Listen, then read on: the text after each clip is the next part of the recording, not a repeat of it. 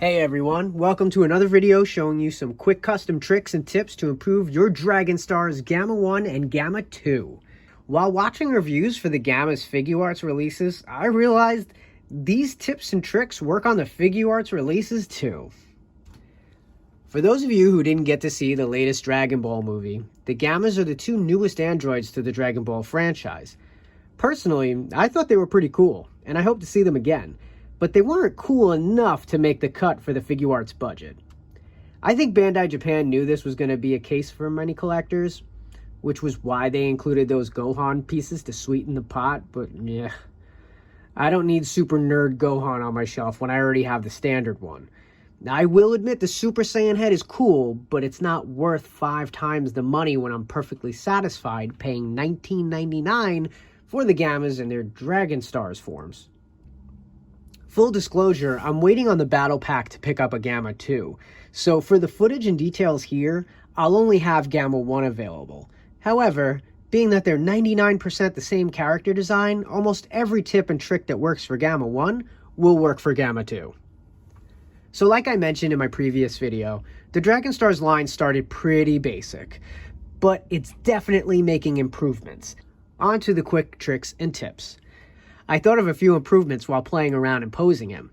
As usual, we do have a high gloss finish on him. So last but not least, I'm going to hook him up at the end of the video with the homie Mr. Super Clear. But before that, the first thing that stuck out to me was the buttons on the costume.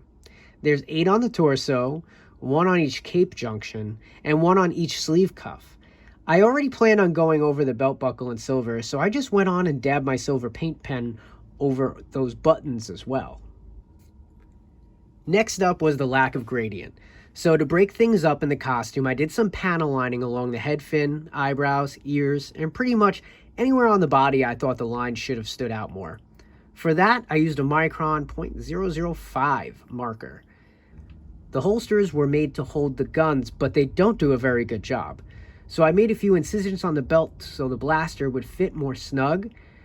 And yeah, I'll just cut to this portion of the video. So originally, I thought to alleviate the blaster into the holster problem, all I needed to do was make a notch up here for the fin, and then a notch on the back for the back of the handle. However, I still had the problem. Where it was tucking in about that deep and then still falling out.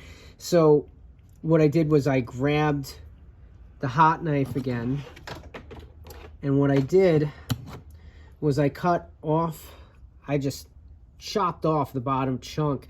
The reason why I did that was because I figured out it was becoming too narrow as the holster went downward, meaning that when it was supposed to be resting here, it was only resting there, which is why it was popping out so much. So I'm not sure if going forward, the notches in the front and the back are all that helpful, but I definitely had a big difference when I cut the holster to about that length, because now it pops in and it doesn't fall out.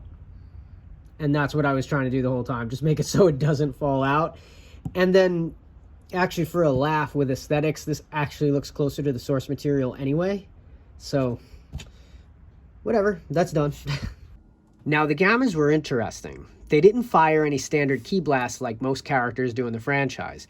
They threw hands pretty well, but they did have these blasters with multiple functions. So most of the time they shot rapid fire, but a few times they also used charge shots, very similar to our boy in blue, Mega Man.